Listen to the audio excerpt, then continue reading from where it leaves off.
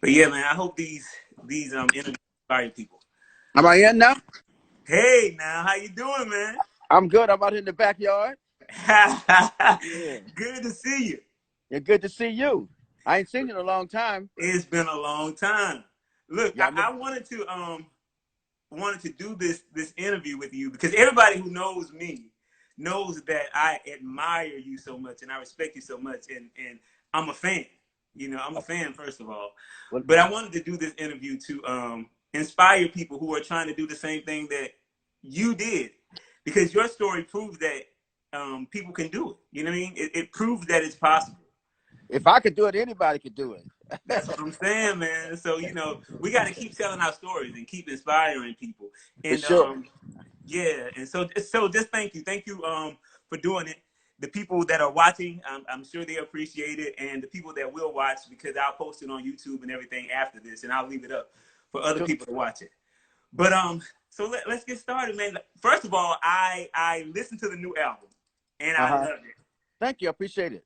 I love it, and we're gonna get into that. But I want to start from the beginning. So you are from Oakland, right? Born in Arkansas, maybe, but Born in Arkansas, raised in Oakland. Uh-huh. Yeah. Uh-huh. raised in Oakland. So, how was it growing up in Oakland? Was it hard to stay out of trouble? Well, I did get in trouble. Yeah, right. But I grew up in Oakland. I was a good kid, until I got in junior high school, and then something went wrong. I don't know what it was, but I grew up in church. Grew up in West Oakland.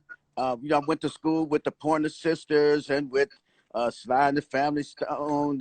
Just you name it. We all went to church together, and then the Hawkins family, Walter and Eddie. Really? Yeah, everybody, so I grew up around music. A lot of music. There was a record store right down the street, and a radio station, and on my block, and then the church is on my block, and and the boxing gym was right across the street. So everything that I loved, the church, music, and the boxing, was all right there in my neighborhood. 5 steps to here, 5 steps to there, and so just grew up in a beautiful, beautiful neighborhood, good parents and everything, and started playing trumpet when I was like in the 4th grade.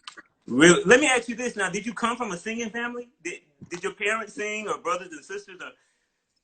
Well, it's really interesting. Everybody in my family took piano lessons, my brothers and sisters, but my mother never gave me piano lessons. It was really weird. And then I was grown and married, and I went to my dad's house one time, and he liked to go to flea markets. He's like, "Look what I got." And I was like, "What's that?" And he had a guitar and an amp, and I thought he bought it for me, right? And he said, "No, I can play it." And he started playing it, and I never knew in my whole life that he could play guitar. And we had a piano in our house. He never sat down to that piano. And when I was grown and married was when I first found out that he could play piano. But he sang in the choir at church, in the men's choir. And my mother, she used to like to sing in church, and she'd sing with me, and we'd do a duet. Then she started shouting and popped me upside, start popping. I said, "You just want to whoop me. That's all you want to do. So you just gonna wait till we get to church and start acting like you shout and slap me upside the head or something." That's funny. A lot of people don't know that Yeah. as a teenager, I think you were a preacher. I was a teenage preacher. Frozen. Right. I was a teenage preacher, and I Okay. really loved the CL.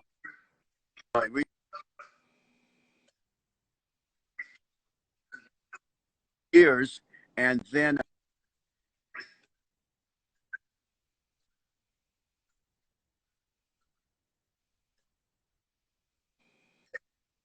It's freezing up. It's freezing up really bad. Let me see. Maybe you'll come back. oh, you said it's freezing up, Yeah, it was freezing up.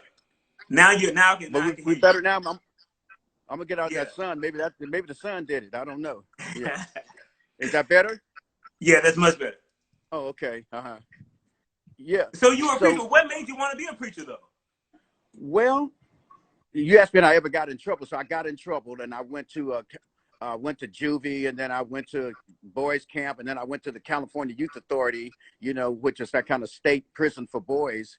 And then when I got out of there, one of my friends, he just invited me to go to church, and then I went to church with him, and I don't know, just something that just happened.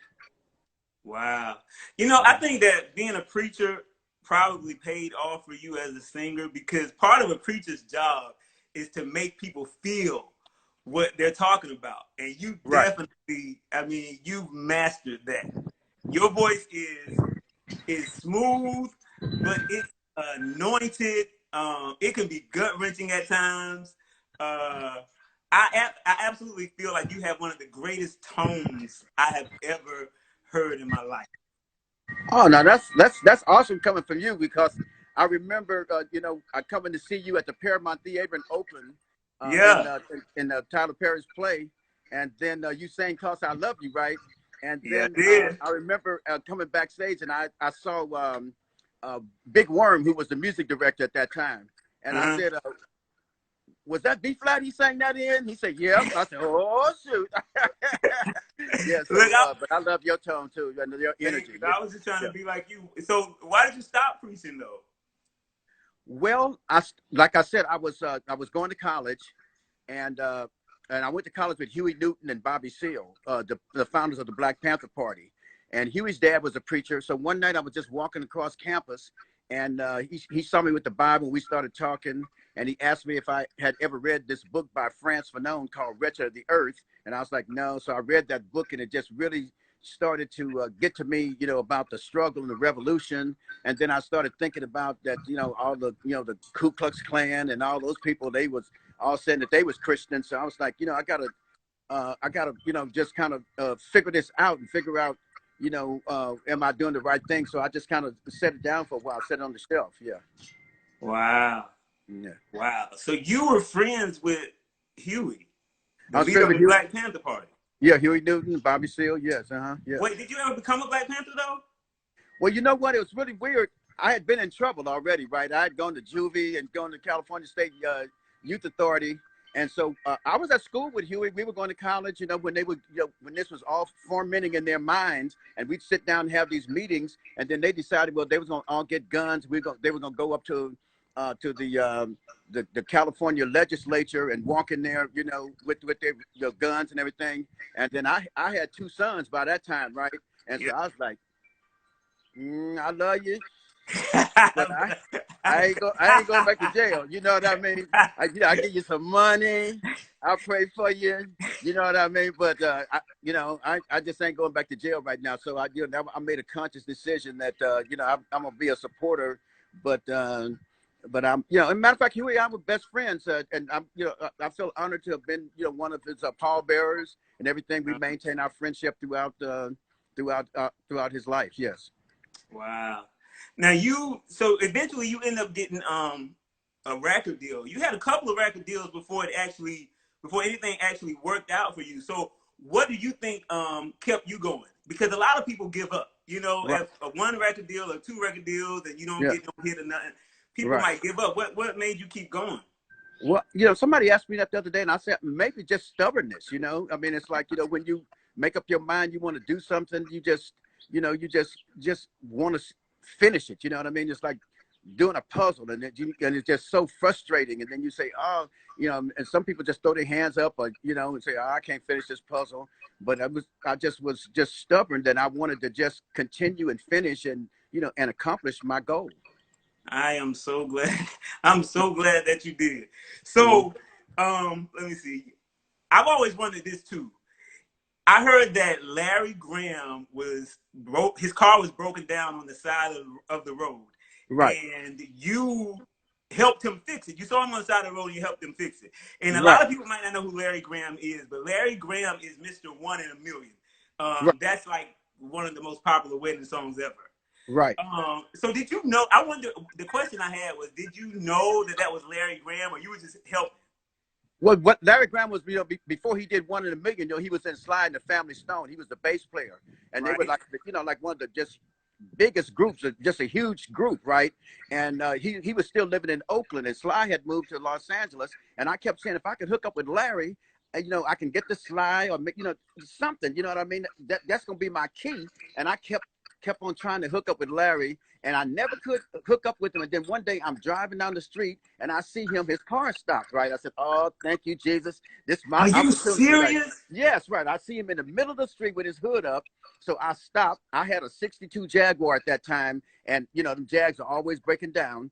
And so I had every tool imaginable, you know what I mean, in my trunk. And I helped him get his car started. So I introduced myself. And then I told him I was a singer. He said, well, we're going to have a little something at my house and I come on up and hang out, right? So but I stopped on the way up there, I stopped at the liquor store and I bought a bottle of wine. And I took it up there and he said, man, people come to my house all the time and nobody don't ever bring nothing. He said, you the first person that ever brought something. Then me and him, next thing I know, me and him was fast friends, right? He'd leave town, leave me the key to his house, and we just became friends. So then he started producing me, and then that's how I reconnected with Tower of Power. Yeah, that's what I was going to ask you that. So Larry introduced you to Tower of Power, and for those of you who don't, he introduced you, right? No, actually, I had already known the guys from Tower of Power because when I did my first record, a friend of mine had taken me down to Fremont, California, which is like a suburb of Oakland, to hook up with this little band called the Motown Soul Band, right? And it was all a bunch of little white boys. And so I was rehearsing with them and everything. And then, but some of them were still in high school. So I was like, oh, you know, I'm trying to gig. You know, it's half the band can't go to the gig. So I kind of let that alone. And then when me and Larry started hanging out together and we were writing these songs and he wanted to put some horns on it. He introduced me to this band he said, we're going to get this band Tower of Power to come up and play some horns. So when they came through, I was like, oh, them the little youngsters from the little Motown Soul Band, you know, that I had met a few years before, right? So he kind of reconnected me with them. Wow. So you end up joining Tower of Power. And Tower of Power, for people who don't know, is a huge band out of Oakland, right? They from Oakland. They're from Oakland. They claim Oakland. They you might as well say from Oakland. They claim it, right? Yeah, they're from Oakland. So it's a huge band.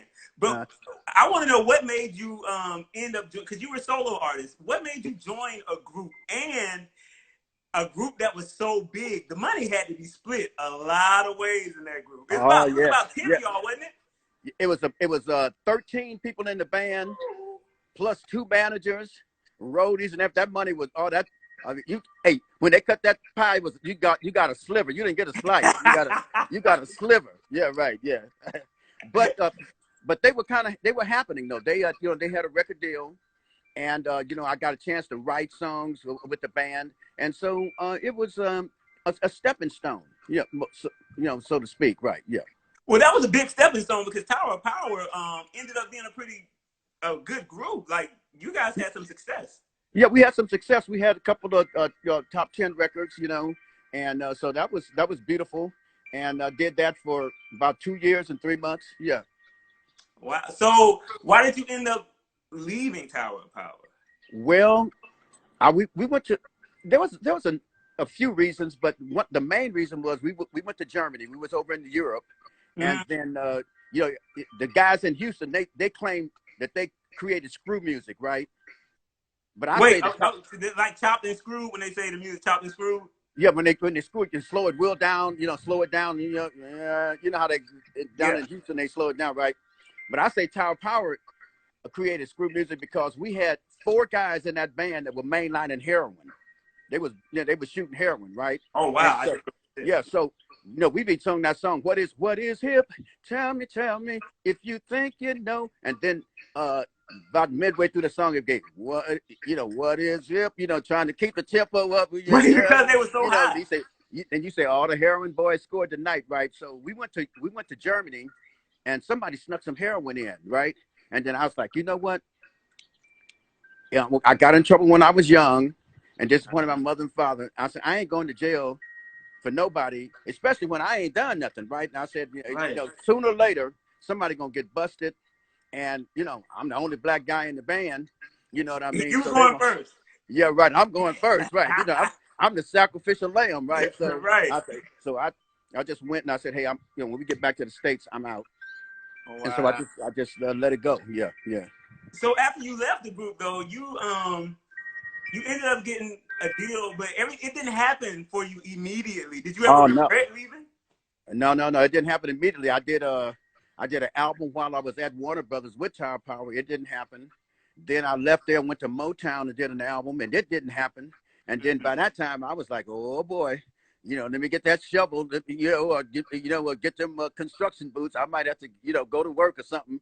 but my stubbornness and my faith, you know, in God, you Right. know, it's like, hey, you know, I've been praying and I'm doing the right thing, Lord. You know what I mean? You know, you say, you get up early and, and I'm doing everything that, I've been taught to do, to be successful. And then I went to ABC and bam, it happened. I did the song Choosing You and Shoo-Doo Foo-Foo and all that stuff like Let me that. tell you now, I really love Shooting Foo Foo Ooh.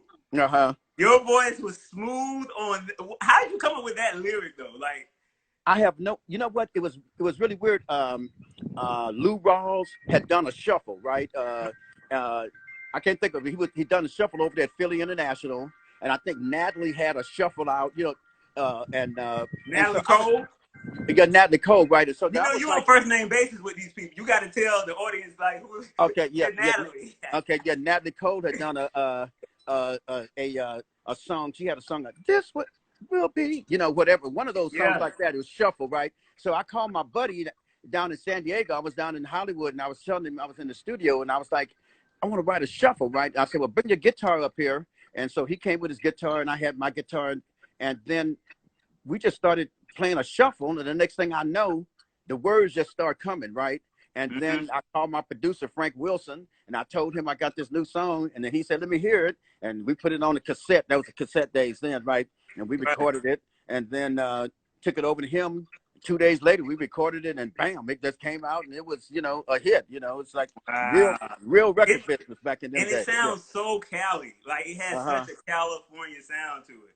Yeah, it was nice. Yeah, right. Yeah, I appreciate that. Yeah. Yeah. Now I'm going to tell you the next song that I don't know if this came immediately after, but this is the greatest, and I won't even say in my opinion. I know for a fact that "Cause I Love You" is the greatest love song of all time. I appreciate that. Yeah. Of all time. So, is that a personal experience for you?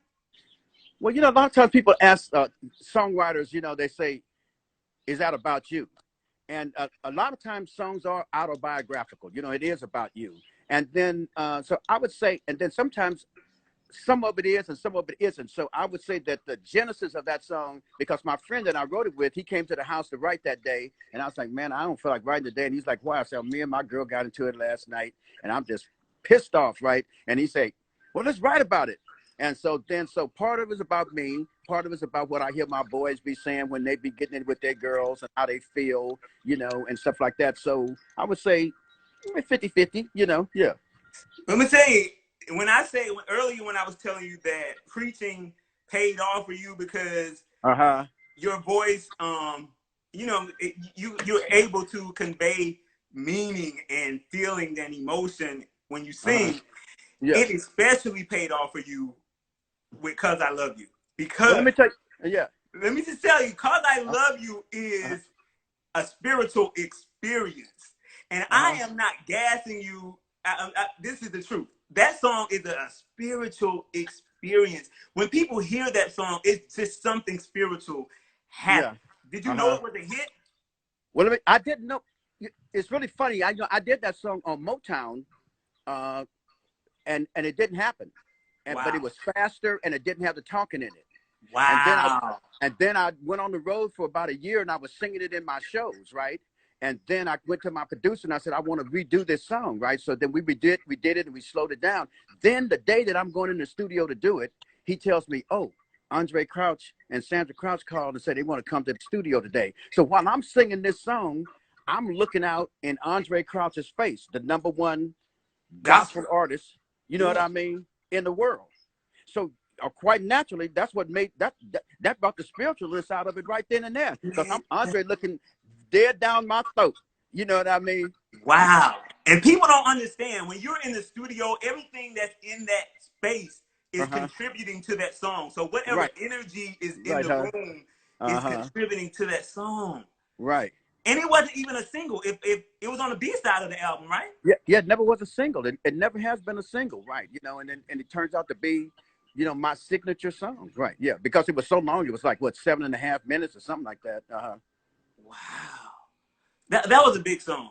That was a huge song. And okay, so shortly after that, you did more songs, but then eventually you end up becoming a life counselor, right? Yeah, but what happened was, it was really weird. After I did "Cause I Love You" and I had that success for a couple of years, went on the road with Teddy and Natalie Cole and Teddy Pendergrass, Natalie Cole, and we just traveling, having a great time.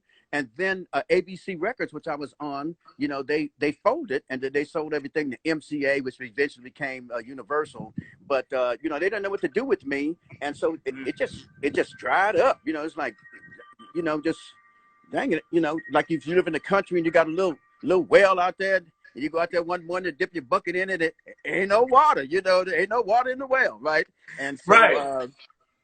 it's like, dang, what am I gonna do? So my preaching experience, and plus the fact that when I went to college, I studied sociology, so I just started working for doing some counseling and stuff like that. There's a lot of gang problems going on. Plus, with my experience getting in trouble when I was a kid, figured, well, I could do that. And I just started doing that and hanging around with youngsters and counseling them. So then that kept me young and kept me listening to music and everything.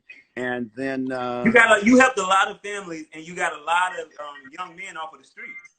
yeah, I did. Yeah, right. Yeah, I see a lot of youngsters now. They call me, I run into them. They say, "Oh, Lynn, man, you really helped me." Because sometimes you don't really know if you are, And so, but I did help a lot of youngsters, and I helped myself too, because it kept me Right. sane. It kept me, feeling like I was doing something during this down period, because my phone wasn't ringing at all, and not for no music anyway. Yeah. Mm-hmm. Well, I'll tell you this: God is good, because, as fate would have it, I personally remember this watching the Kings of Comedy, Right. and Steve Harvey played "Cause I Love You," your song, Uh-huh. and I'd always, I'd always heard the song played around, my Mm-hmm. mom playing it or whatever. But it was something different about him playing it on the Kings of Comedy, because he had all of the jokes and the theatrics with it. Right. And Yeah. when he said it was the greatest love song of all time. And then they were in an arena. The Right. entire arena went crazy. Did you Yeah. know that was a moment? Like, when you saw it, did you feel like, oh, something's about to happen? Right. Well, I heard about it, and a friend of mine had called me and said, Steve Harvey's traveling around with this Kings of Comedy thing, and he's doing your song in his routine, right? Then the movie came out, and so me and my wife went to see it, right? And then it Mm-hmm. came to that part, and he kicked the microphone over and everything, and the crowd erupted. I'm And then, telling you. yeah, right. And then it just, I'm getting all excited because, I still, I still own the publishing and the writing. So I said, oh, it's a check coming Mm-hmm. somewhere down the road, right? So then we waited till all of the credits started rolling. Then it said, "Cause I Love You," written by Wow. Lenny Williams, a Lenny Music Publishing. I said, "Oh shoot!" And so we got real excited, and it was just a blessing. Every time I see Steve, I give him a big old hug, want to kiss him on the cheek. Oh I was boy, gonna yeah, ask you right, if you yeah, ever got right, a chance to tell him. yeah. I was gonna ask you if you ever got a chance to tell him thank you. Yeah, Wow. I do. Yeah, every time I see him, I thank him. Yeah, right. I said, man, because it was really interesting. I had three daughters that were in college at that time. Mm-hmm. Three daughters, one going to Ivy League school, $65,000 a year. The two of them going to California state colleges, which was around about 40,000 a year. And, brother was, going to the bank account, and you know what I mean? And, Yeah. just hustling, to make sure that they could get through college. And so when Steve did that, and then then the phone started ringing, right? Wow. All the phone was ringing. What's that? Oh, that's the telephone. I forgot what a telephone ring sound like, And the phone started ringing and things like that. And then I started going out doing gigs, going to Europe, doing different stuff. And then, then it just all of a sudden, my cup just started overflowing. Just started overflowing. Yeah. Wow. Look at God, man. Mhm. Yeah. I mean, he really brought it, especially for my generation. Uh He huh. brought it back. You Right. know, he Yeah. brought it back. Let And me then ask you this, and I uh, hope this is true.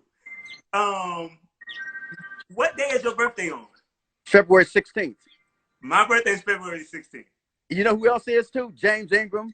Really, Uh Jane? huh. Wow. And Leon Ware. Are you familiar with Leon Ware? A great songwriter. No, I got to check him out. You got to check him out. Leon Ware. Yeah, he did a lot of stuff for Marvin. Right. Leon Ware did a lot of stuff for Marvin.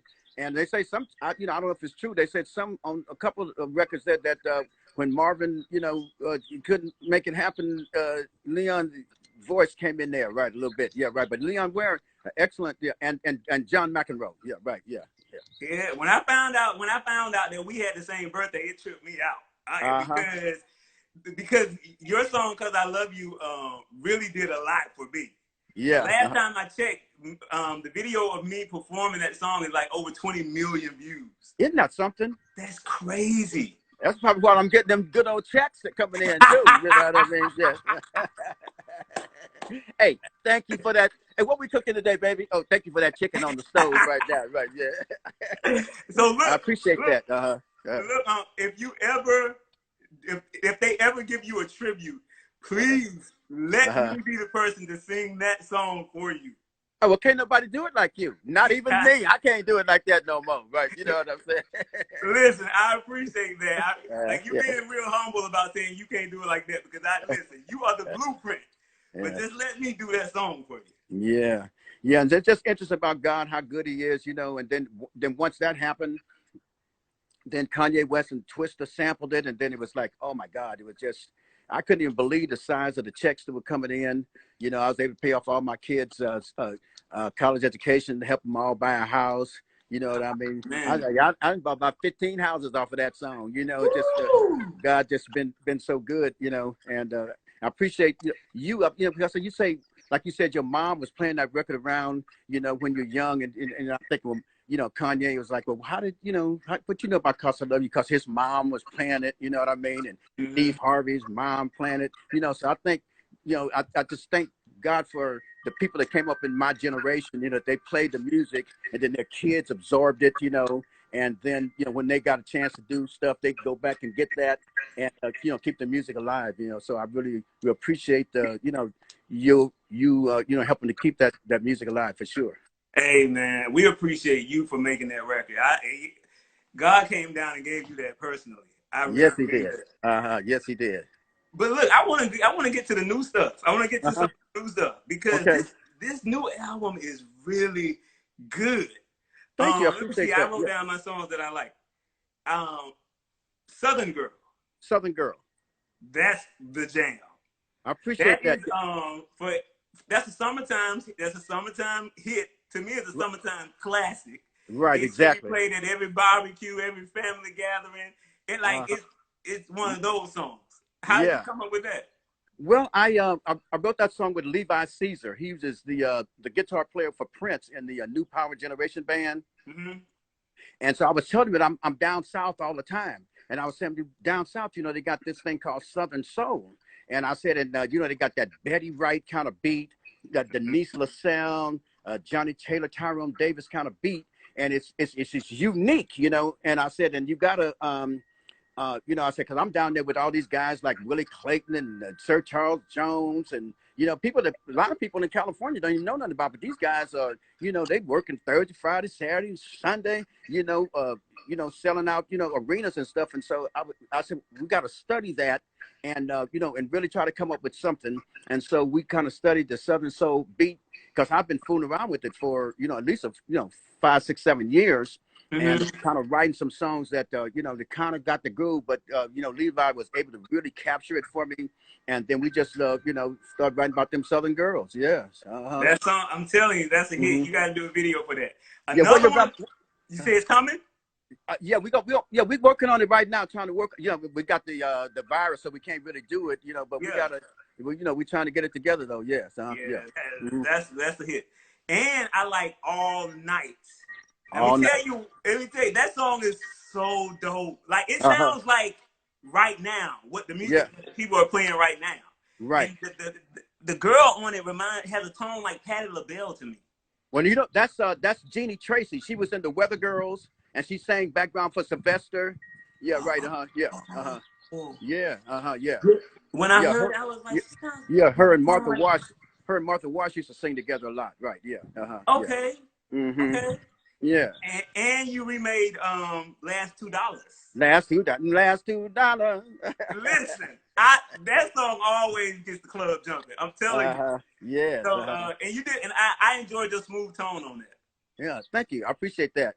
Yeah, you know, I grew up idolizing Sam Cooke, Mm-hmm. and then of course, you know, Johnny Taylor, you know, came behind Sam Cooke in the Soul Stirrers, and so I think my voice was just natural, you know, to sing that because of the connection with Sam and Johnny Taylor. Wow. Yeah. Well, I just want everybody to go, like, everybody to go and get that album. It's called Fine. I It's still called say Fine, right? album. Yes, right. Yeah. I still say album. A lot of people say CD, but album just sounds more musical to me, like a full body of work. Yeah, I So say like, album. I say album. you said what? You said album? No, instead of saying album, I say album. I put the B for it for the come. Right. Yeah. Right. Yeah. I put the emphasis on that B. Album. Yeah. Yeah. No. Yeah. But I mean, when I first started, I got in Tower Power, and I said, yeah, we got a new album. And it's one of the white boys said, album, Lenny, album. I said, oh, okay, album. Okay. Well, look, I still say it. Most people say CD now. I'm Right. like, I like album. But look, Yeah. before we go, I want to play a game with you to get so people can get, you know, maybe find out some stuff about you they didn't know. Okay, So cool. the questions that I'm going to ask, you can answer them with one word or you can elaborate. It's up to you. Okay. All right. Okay. Favorite singer? Sam Cooke. Sam Cooke. Yes. Favorite song? Ooh. Probably Ain't No Way by Aretha Franklin. Yeah, I like that. Favorite movie? Probably something that Forrest Whitaker was in. I don't know the title of it, but you know, probably something Forrest Whitaker's in. Yeah. Is he your favorite actor?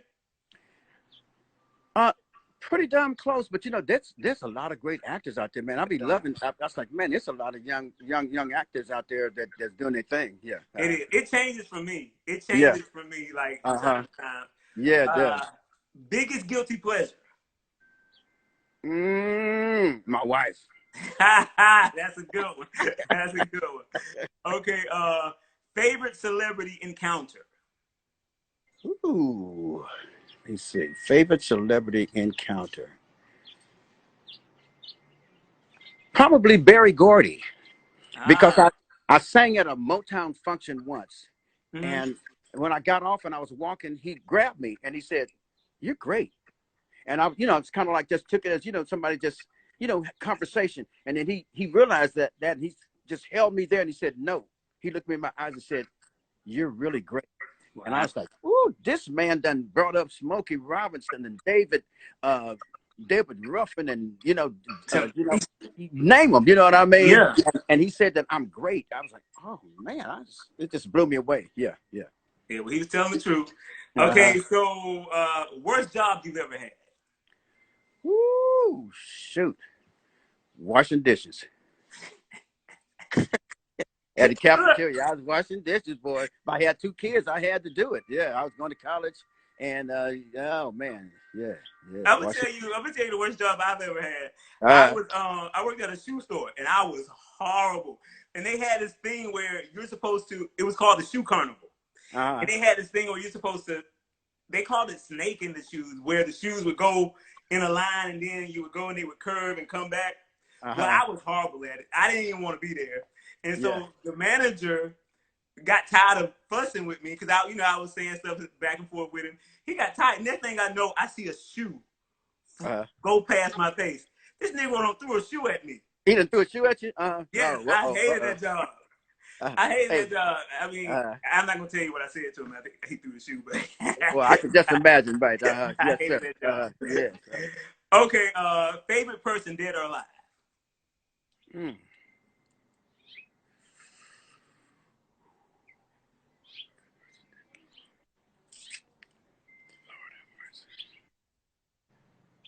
Probably to be my mama. Probably to be my mama. Yeah. Yeah, she gave me a lot of lessons. Yeah. Wow. Biggest regret? Acting a fool, you know. It's taking too long to grow up, you know. Yeah. What advice would you give to the young Lenny? Oh, the young Lenny, right. just try to, I probably say closer to the teachings that I got when I was young. My mom and daddy had it right. Go to school, go to church, be a good person, be a good citizen, and for the most part I was, but and I probably say that even when I got in trouble when I was a kid, probably if I had, you know, been, I hate to bring up racism, but probably if little white boys probably doing the same thing I was doing that was getting slapped on the hand, so I wasn't bad, but I got in trouble, right? Mm-hmm. And so, but just probably, just listen to your mom and daddy. That would probably be the advice I would give to myself because they lived exemplary lives, and and I think that I could have done that too, and I am doing that now. But I could have avoided a lot of the BS had I followed my parents' teachings. Gotcha. Mm-hmm. Okay, the last one.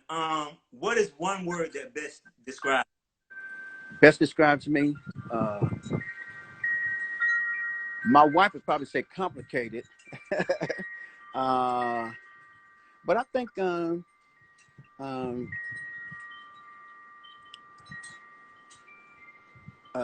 questful. I'm on a quest. I'm on a journey. You know what I mean? And so I think I'm a journeyman from the point of view that I'm always trying to find oasis, or trying to go to a better place, or or find the perfect situation. Okay, so questful. That's Mm-hmm. what's up. Oh, let me say this too. I like the song with you and your son. He kind of reminds me of one of the Leverts or something. That husky voice. I have two. It's me and both of my sons, right? So it's Ah. yeah. So it's two of them. Yeah, one got the husky voice, right? Yeah, he's like me. He the wannabe preacher, but he like them girls too much. And the other one is the preacher, and the other one is the preacher, right? Yeah. So, but yeah, they both sing. Their mom sang, and so it was something that we've been wanting to do for a long time. So I said, hey, I'm 75 now. I better go ahead and get it done. Because you just never know. So we had fun doing that. Oh wow. Well, listen. I thank you so much. And y'all heard Uncle Lenny say that if they ever do a tribute to him, I'm singing the song. Oh, most definitely. If I got anything to do about it, if I got any say so in there, and I just want to thank you again for what you do for keeping the music alive, and for your I mean, even before you were like in the the Tyler plays and stuff like that, watching you on the videos, you and your buddy singing and doing your thing and stuff like that, and it always brought me a lot of joy. And people always say, "Well, is soul music still alive?" And what do you think about the future of soul music? I said, "Oh man, there's a Jeffery Lewis out there, and on any Sunday you can go to any little Baptist church, Church of God in Christ, Methodist church, and there's some youngster somewhere that's moaning and groaning and growling and singing." Yeah. And you're making it happen. So I appreciate you. Yeah. Hey, I appreciate you, and thank you so much. Yes, sir. Hopefully, I'll talk to you soon. Hey, Most definitely. I would love to do a duet with you or something. We got to work that out. Oh man, I gotta go practice. I gotta go do my voice lessons right now to sing with you. But I definitely, that would be awesome. No, we do some Sam and Dave, or some Jeffrey and Lenny. Yeah, right. That definitely awesome. Right? Yes. Yes. That would be great. Well, thank you, Uncle Lenny. That's it. I appreciate you. Yes, sir. I appreciate you too. I'm going to post this up on YouTube, and I keep it up on my page for a while because I want everybody to see it. You're an inspiration to me and so many other people. And so I just wanted to say thank you. Thank you. I appreciate it. You're welcome. All right. All right. Take care. Bye now. Yes.